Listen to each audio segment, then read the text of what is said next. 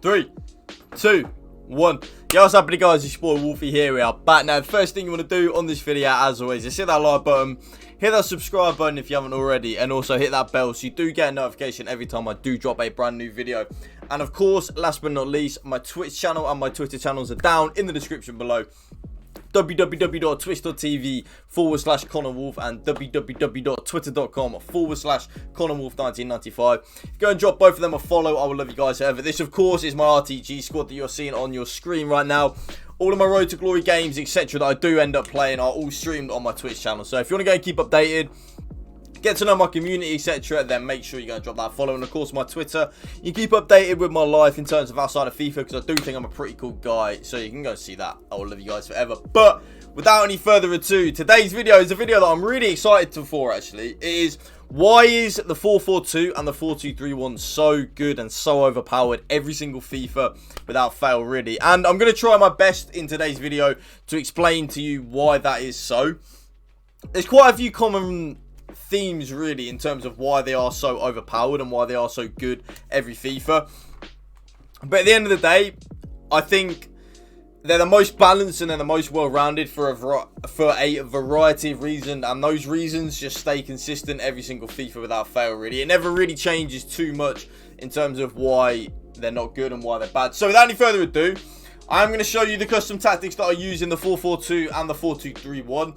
So in the 4-4-2, I use press after possession loss, 5 width and 6 depth. I like to play 6 depth because I'm quite an aggressive defender, okay? So I'd recommend you using these guys. You using these defensive depth in terms of if you like to be aggressive as well. If you aren't that great at defending, I would recommend lowering it down to around about a 4.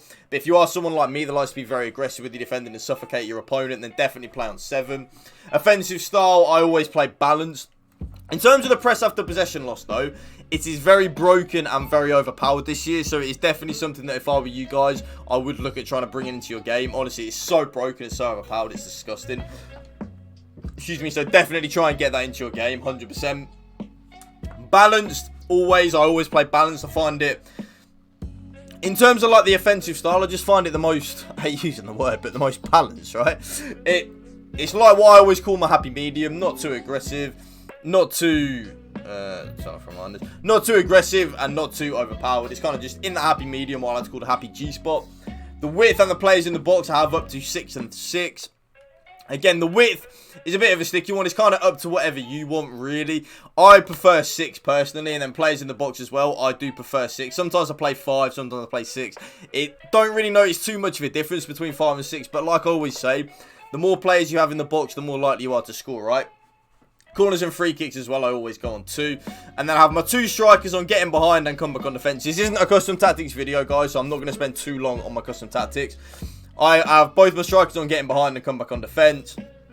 Come back on defense, getting behind and get into the box for cross on my left and right mid. My right centre mid I have on stay back while attacking and cover centre. And then my left centre mid I have just on balance attack and cover centre. My left back is on stay back while attacking and my right back is on stay back while attacking. So, why is the 4-4-2 so good? Okay, I'll start with the 4-4-2. The reason why the 4-4-2 is actually such a good and so overpowered and well balanced formation is because you've got players everywhere, really. You haven't really got too many gaps. I would recommend, if you guys do struggle defensively, I would 100% recommend playing the 4-4-2 number 2. It's the formation I'm using the most of right now. It's a formation I'm actually really enjoying. It just helps me solidify my defensive ability when using the 4-4-2, because I do find sometimes, not all the time, just sometimes in a few games, there is a really big gap in terms of between my 2 centre mids and my two centre backs and my centre mids sometimes. But we're not here for the 4-4-2-2, we're here for the 4-4-2. Like I said, you've got players just everywhere, really. You see, you got your back 4 like so, and then you got your midfield 4 in an adjacent line to your back 4. They're all parallel, so your right mid's right in front of your right back, your right centre mid's right in front of your right centre, your right centre mid's right in front of your right centre back, your left centre mid is right in front of your left centre back, and your left mid's right in front of your left back. And because of that, you're kind of just in that good spot. You've got players everywhere around the pitch. There's not too many gaps defensively. And then in terms of the attacking play, I much prefer the 4-4-2 over the 4-2-3-1, and the reason for that is for the 2 strikers. The 4-2-3-1 is a very good formation and has been since like FIFA 16 days, really. But when you come up against someone that is good defensively, sometimes you need that 2-striker link up. Sometimes you need that 1-2 between your 2 strikers to try and get in behind. So I find the 4-4-2 is perfect for that. If you're like playing FUT Champs and you know you're better than your opponent, I would 100% recommend playing the 4-4-2 flat or the 4-4-2-2. The formations just work. They seem to be that good spot in terms of the attacking play, but not too YOLO attacking. But that right there, guys, is why the 4-4-2 is so overpowered. Now let's get into probably the most common formation on the game, the 4-2-3-1. I'd suspect most of you guys that are watching this video play the 4-2-3-1. I could be wrong. Let me know in the comment section down below if you aren't playing the 4-2-3-1. Again, same with the 4-4-2, press after possession loss on your custom tactics. Press after possession loss is so broken. If you guys are playing Weekend League at the moment, you will know how broken the team press is, etc. So get that press after possession loss on. It gives you like that almost slight team press for a good, almost like 5 seconds.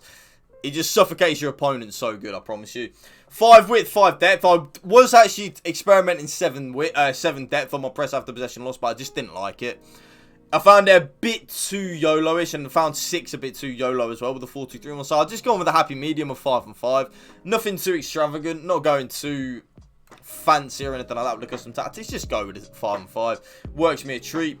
Offensive style, same with the 4-4-2. I always go with a balanced.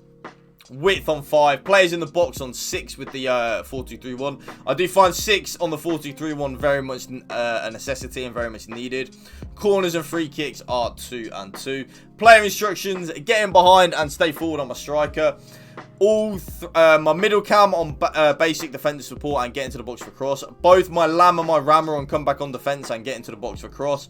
My right CDM is on cut passing lanes, stay back while attacking and cover center. My left CDM is on cut passing lanes, balance attack so we can get forward a little bit and cover center. My left back is on stay back while attacking, and my right back is on stay back while attacking and overlap.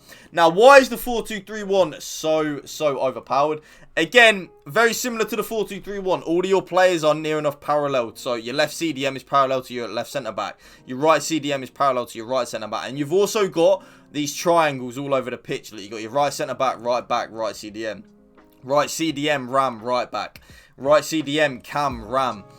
Lamb, cam, CDM, cam, striker, lamb. You've got these triangle passing lanes all over the pitch, and they work an absolute treat. And in terms of difference with that and the 4-4-2, with the 4-4-2, obviously you got a 2 flat centre mids, but with the 4-2-3-1, you do have 2 CDMs, so it will help make defending a lot easier.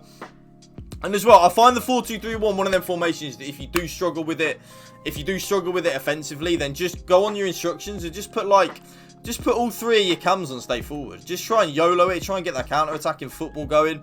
It's something that I always think does work. Counter-attacking is a very viable option this year. So definitely just try it and see what happens. But that right there, guys, is why the 4-4-2 and the 4-2-3-1 are so overpowered every year.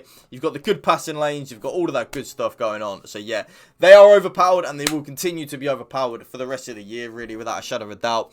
But if you did enjoy this video, make sure to hit that like button. Hit that subscribe button if you haven't already, and also hit that bell so you do get a notification every time I do drop a brand new video. But that is 4 PM UK time every single day without fail. And last but not least, of course, my Twitch and my Twitter channels are down in the description below. www.twitch.tv/ConnorWolf and www.twitter.com/ConnorWolf1995.